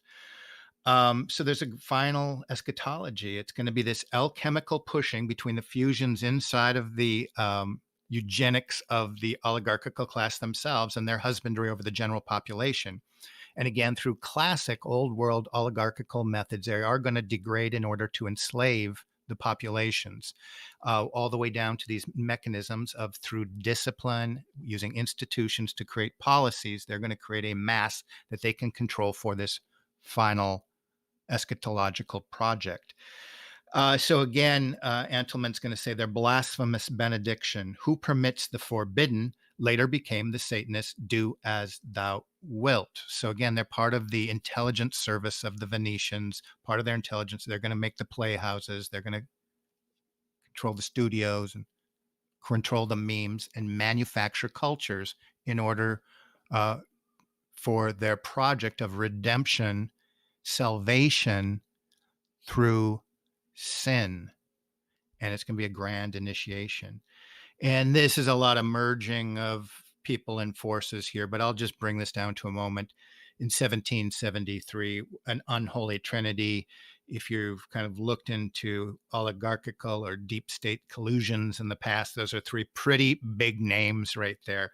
So Jacob Frank, his families are interconnecting with other players on the ground, and these include certain Jesuit agents and so forth. But the banking elite is interfused in every possible way with the Sabbatean project of ascension through dissension, and that they see themselves as a messianic people to bring around the fruition of this messianic character. And again, this is a combination of the different authors that we were talking about through the infiltration. This is using the classic techniques of the Venetian oligarchy that they are mostly already a part of. The invisible network went into play. Invisible network, we're talking about biopolitics, elusive to rational investigation.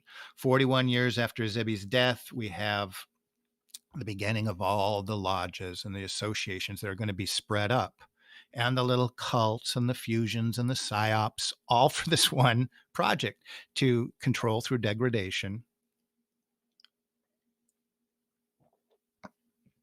But what's more powerful here, we see that, the part of this idea, the template of the crypto, these Sabbateans would become Muslim, these Sabbateans would become Christians, these Sabbateans would become Jewish and Buddhist, whatever needed, so that they, within that strain of the oligarchy, are going to really push it toward this more intensely apocalyptic approach to world control. Okay, so again, they're also called the cult of the eye-seeing eye, all-seeing eye. So if you're wondering about that, that's their tip-off of who they are, certainly who they see themselves are, and they're religious chameleons. They are everywhere. They're the good guys and the bad guys. They create the wars and profit from them for their project of final enslavement. And we can see the members, and these have been traced through all of the authors I've talked about, everybody from the Roosevelts, the Churchills, Hitler. Yeah, you can argue about that one a little bit. The papacy, Franco, Mussolini. We're seeing that they're in Japan and China, so that the race is not necessarily how somebody looks on the outside. They're all part of this elusive project that Foucault talks about. So why all the free porn? Because I'm not going to go into an exercise of pornography, because it's been tested. It has, in terms of weaponizing culture and entertainment, it has the maximum effect. But to step into this new world order, they don't want people to have a particular love of nation, family, our own history, our own being. But instead, if you're going to step into a new order, everything that you kind of loved, you're kind of doubting. Hollywood is supposed to be good guys and bad guys, and now it's, celebration of spirit cooking. Say, I'm addicted to it, but I still hate it, Okay, so politics, I'm addicted, still have to say what Trump said, but I hate it. I know that there's no difference between reality since Reagan, it's pretty much, it's kind of in your face. These are lifetime crisis actors. Get it. They want us, and part of the idea of deindustrializing our nations is part of that. If you lift that part of the world up and take us down, walking into this one world situation is a little less dramatic. So it's all part of moving us toward this messianic project. And again, in the final, where it's going, your control comes through, as Michael Dillon will say, biopolitical control through securitization. That's where we keep moving toward that. And part of it will be dealing with the code and casting the whole of human concentration. This is the end game because your concentration from an esoteric and a biblical worldview has ties to the other dimension. So it's about final casting of that for one project of singularity that is in part connected to the project of the apocalypse and the rise of the Messiah, or some people might call it the rise of the beast system and the Antichrist. So again, the methods that we use, we look at the oligarchical class, how they're behind all the major events of creating, we'll call it globalism 1.0 and 2.0, and the interconnection of this world, that we're all attached to this machinery, and that it's continually extracting our life being, but it has a goal of introducing sin into the world. Now, we might think that's an abstract concept, but the bankers and their monopolies and their cronies are working toward bringing sin into the world. And through my study of this, it is connected then with this larger Hermetic Kabbalistic techniques of casting other dimensional entities into the bodies of the population.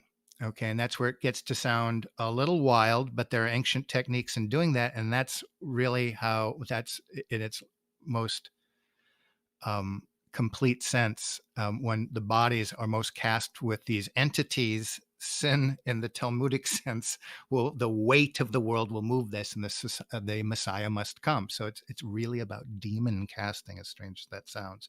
So we're acquiescing to this. A little free cable over here saying, I don't know why all the movies you have to pay for, but it's in your face. We're boiling away.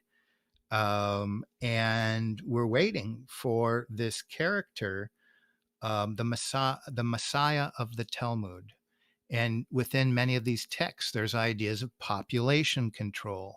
And we see that behind this esoteric agenda that Foucault calls elusive, that's creation of this master race, we're seeing that it's got a messianic feature to it.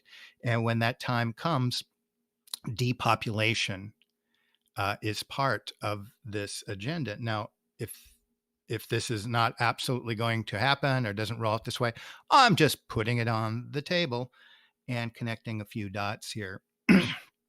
So I want to finish this, that for some, when we began to see these competing eschatologies, that for some it might point to a real good and an evil, because the ultimate force behind this Machiavellian approach to rule that the oligarchs have is that if you're willing to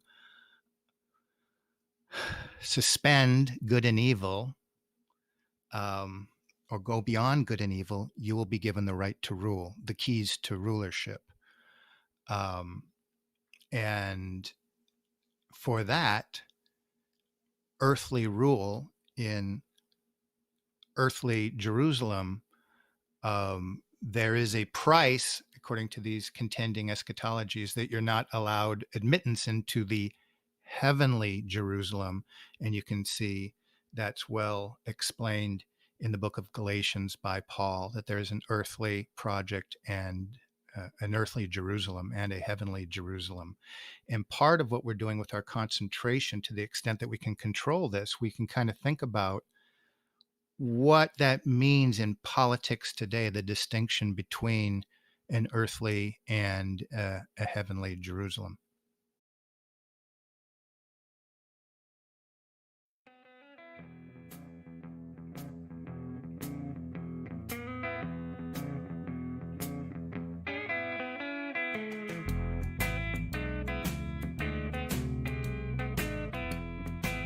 So there you have it, my friends, the answer of why free porn. A great 5-part series from Dr. Deep State. So many ideas, so many interesting ideas to get into. And, this is the kind of world that we're living in today.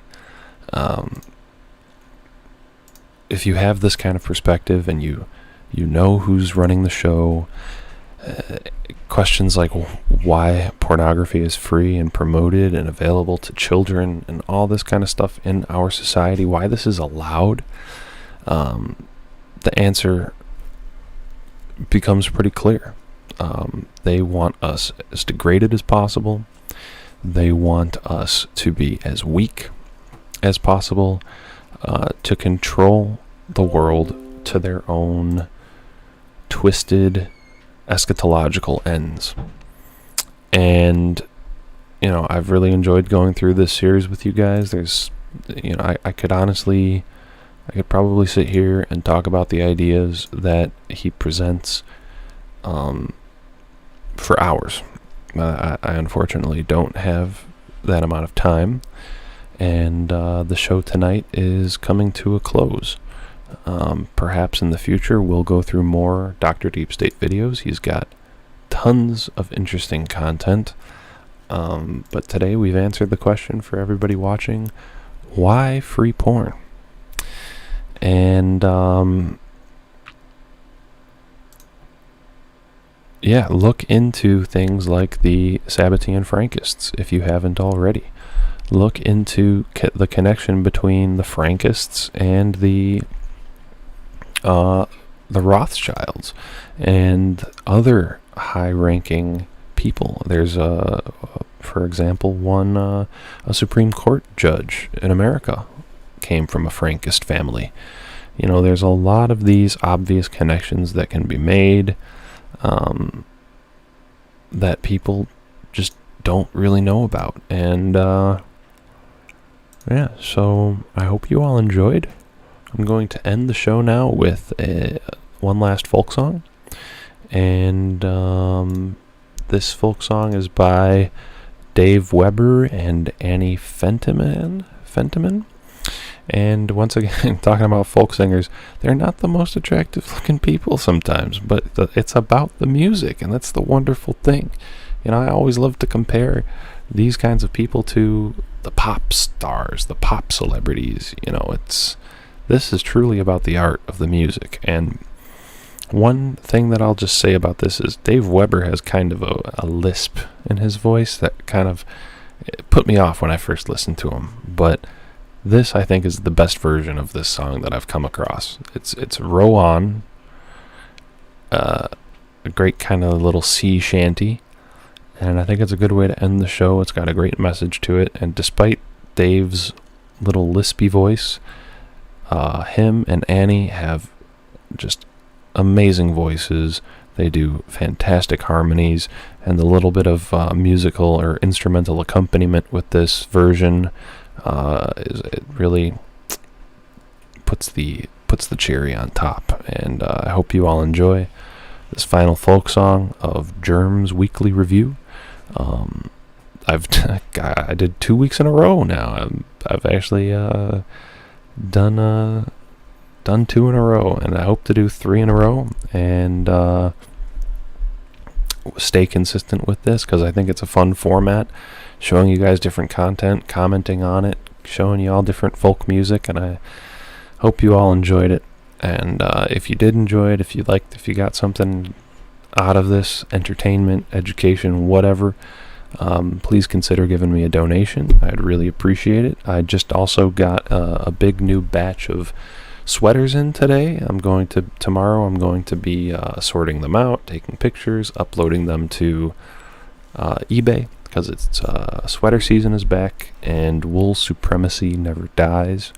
And I've got a bunch of good ones that I hope you guys will check out, because that really helps out, buying the sweaters that I find at these resale shops. I only pick out the good ones, the wool ones, and it's the season to be wearing wool, so check it out. They'll be up by tomorrow evening on the eBay. There's still a good amount of inventory left on the eBay now, but there's a whole batch that I'm going to be putting up, so keep a lookout for that if you're in the market for a wool sweater. Other than that, regular PayPal donations, Bitcoin, Litecoin, Ethereum. If you have any other cryptocurrencies you'd want to donate, send me a message and I'll give you an address. This kind of, hate to be a shill for myself, but getting donations really helps out, and it justifies for me spending a lot more time on these kinds of things. I've had a couple of people, by the way, who have offered to help me with some video production and editing. So hopefully we can sort of work something out and up the production value of this show. Once again, I'd like to do it once a week, a bit of a weekly review, and hopefully in the future it'll just get better and better. So yeah, that's about all for tonight, fellas. Thank you for coming, and look forward to the Southern Nordic and I are we've been loosely planning a conversation, so hopefully tomorrow that'll happen. So keep an eye out for that, and take care. Have a good night. Clouds are upon the summer sky, there's thunder in the wind. Pull on, and homeward hie, ne'er give one look behind. Row on, another day may shine with brighter light. Ply the oars and pull away, there's dawn beyond the night. Bear where thou goest the words of love, say all that words can say. Changeless affection, strength to prove, but speed upon the way. Row on, another day may shine with brighter light. Ply the oars and pull away, there's dawn beyond the night. Like yonder river would I glide to where my heart would be. My bark should soon outsail the tide that hurries to the sea. Row on, another day may shine with brighter light. Ply the oars and pull away, there's dawn beyond the night. But yet a star shines constant still through yonder cloudy sky, and hope as bright my bosom fills from faith that cannot die. Row on, another day may shine with brighter light. Ply the oars and pull away, there's dawn beyond the night. Row on, God speed the way, thou must not linger here. Storms hang about the closing day, tomorrow may be clear. Row on, another day may shine with brighter light. Ply the oars and pull away, there's dawn beyond the night. Clouds are upon the summer sky, there's thunder in the wind. Pull on, and homeward hie, ne'er give one look behind. Row on, another day may shine with brighter light. Ply the oars and pull away. There's dawn beyond